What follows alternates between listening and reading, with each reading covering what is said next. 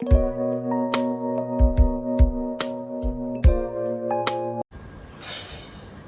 Good Ira.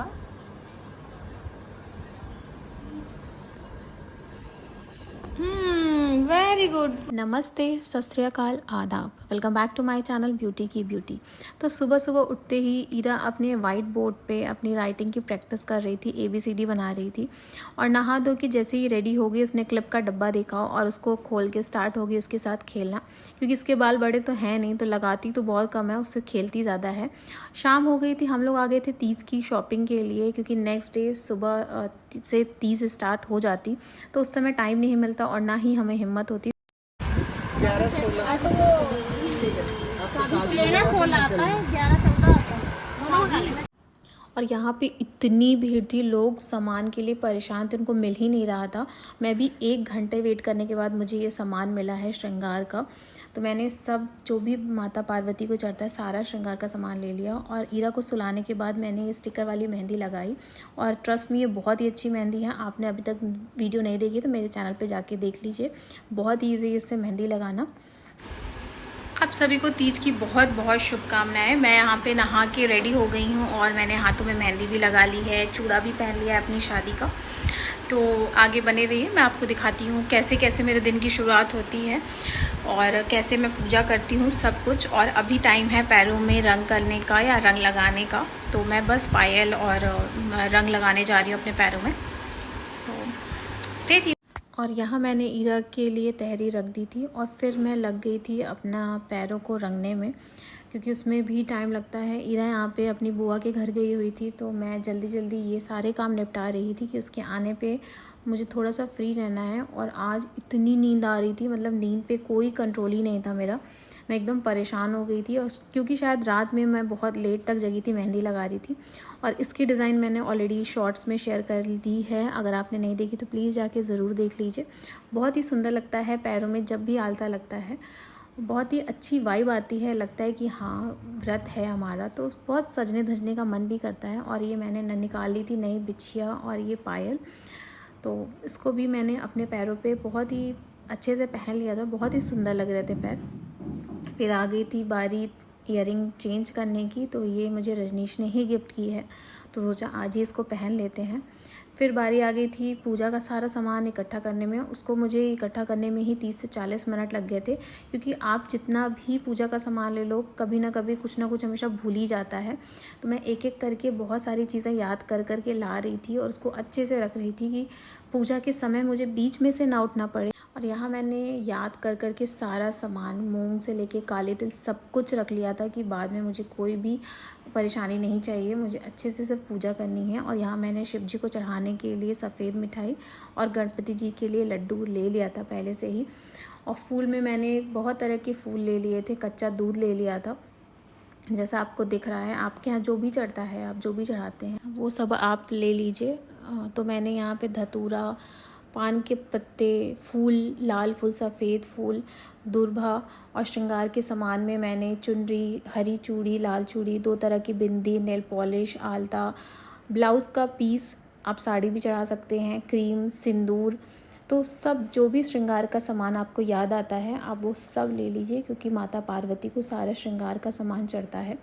फिर मैंने भगवान जी के बर्तन भी बहुत ही अच्छे से धो लिए थे, और कलश स्थापना के लिए 1 लोटा और कटोरी, और ये हरितालिका व्रत की कथा की बुक थी जिससे मैं कथा करती हूँ। और यहाँ पे मैंने कुछ फल ले लिए, सेब, केला, मौसम्मी और नारियल, तो ये सारे फल ले लिए थे। और शिव जी को चढ़ाने के लिए मैंने ले लिया था हरी मूंग, काली तिल, धूप बत्ती, कपूर, 2 दिए, किशमिश, बताशे जो भी हों, लाल चंदन, पीला चंदन और वाइट कलर का चंदन, जो भी आपके पास चंदन हो, विभूति ले लिया था, अक्षत, 2 तरह के कलावे, जनेऊ, पान सुपारी, इलायची और लाल सिंदूर माता पार्वती को चढ़ाने के लिए। ये सब सारा सामान मैंने एक थाली में इकट्ठा करके रख लिया था।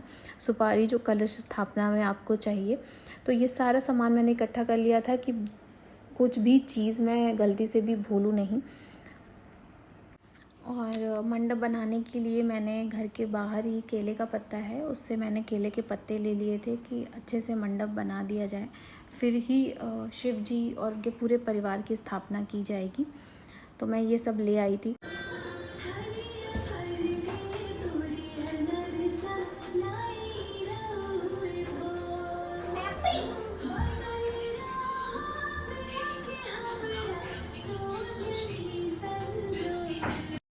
और यहाँ मैंने पीले चावल से मंडप में अष्टकमल दल का फूल बना लिया था और यहाँ मैं मूर्ति की स्थापना करने वाली थी। जो कच्ची मिट्टी की मूर्ति होती है उसको ही स्थापित किया जाता है।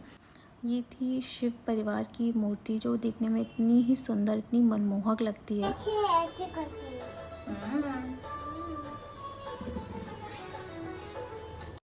ईरा भी मेरे साथ पूजा में बैठी हुई थी और वो कुछ कुछ बोल रही थी, ये क्या होता है, कैसे होता है, मैं उसको बता रही थी। और फिर मैंने शुरू कर दी थी पूजा करना। तो सारा श्रृंगार का सामान मैंने माता पार्वती को चढ़ा दिया, कलश की भी स्थापना हो गई।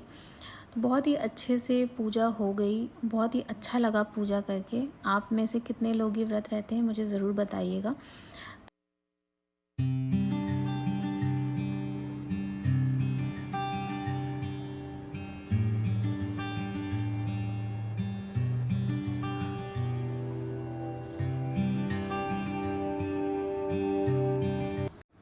घर की पूजा ख़त्म करने के बाद हम लोग पहुंच गए थे मंदिर और हम लोग यहाँ पे देख के इतना शॉक्ड हो गए कि यहाँ पे मंदिर में कोई भी नहीं था।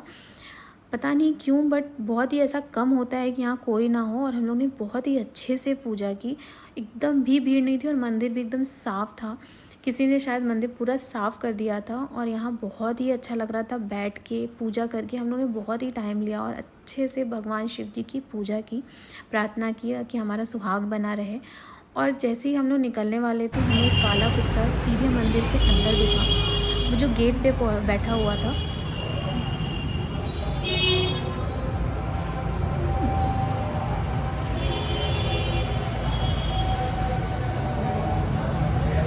कुत्तों को भी पता है कि इसके अंदर नहीं आना है ना, नहीं तो। और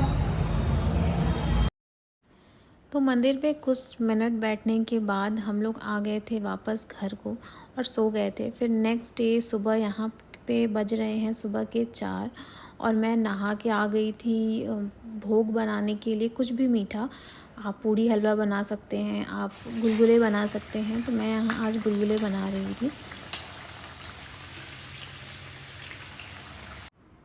तो गुलगुले बहुत ही जल्दी बन जाते हैं और सुबह सुबह आपका इतना दिमाग भी काम नहीं करता क्योंकि भूख भी बहुत लगी रहती है। तो बस मैंने माता पार्वती और शिव जी को भोग अर्पण किया, माता पार्वती से सिंदूर लिया। जब तक आप सिंदूर नहीं लेते आपका व्रत पूरा नहीं माना जाता।